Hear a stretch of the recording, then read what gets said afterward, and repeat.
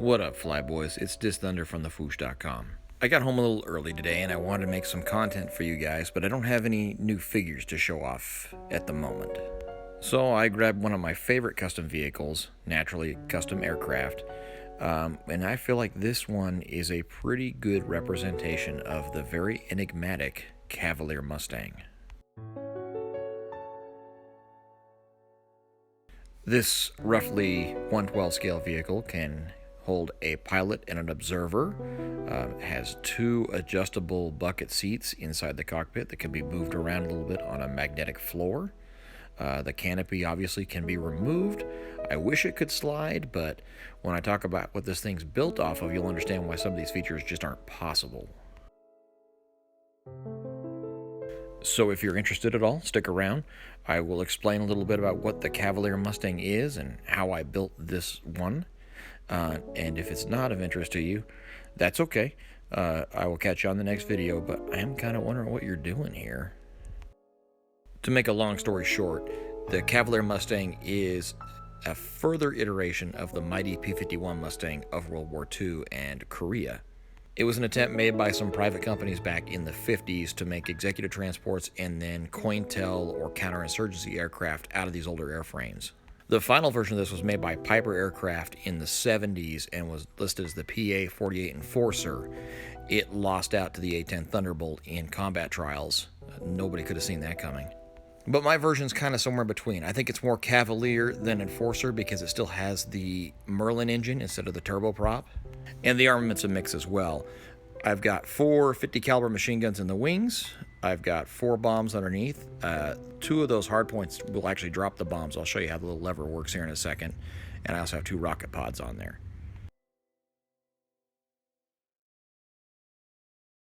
So that little button on the wing there, that is the bomb release, which unfortunately I couldn't figure out how to hold the plane, push the button, and record it to show it to you.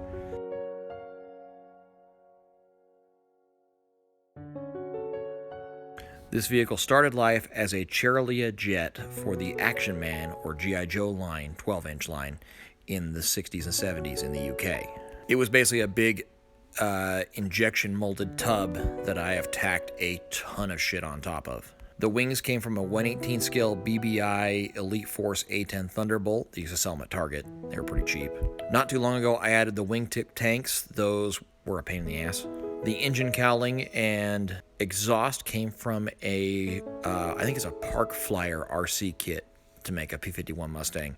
Same for the air scoop that you could see underneath when I was flying around the backyard. And then there was lots and lots of styrene and Meng bolts and stickers and all kinds of stuff. The tail came from some junk transport plane that I found at the Dollar General store, and the list just goes on and on and on.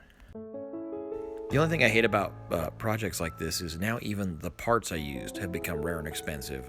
Those A-10 wings are like $200 now, to say nothing of the Cavalier body that I used to start with. It's really too bad because, you know me, I'd love to make more airplanes out of this stuff.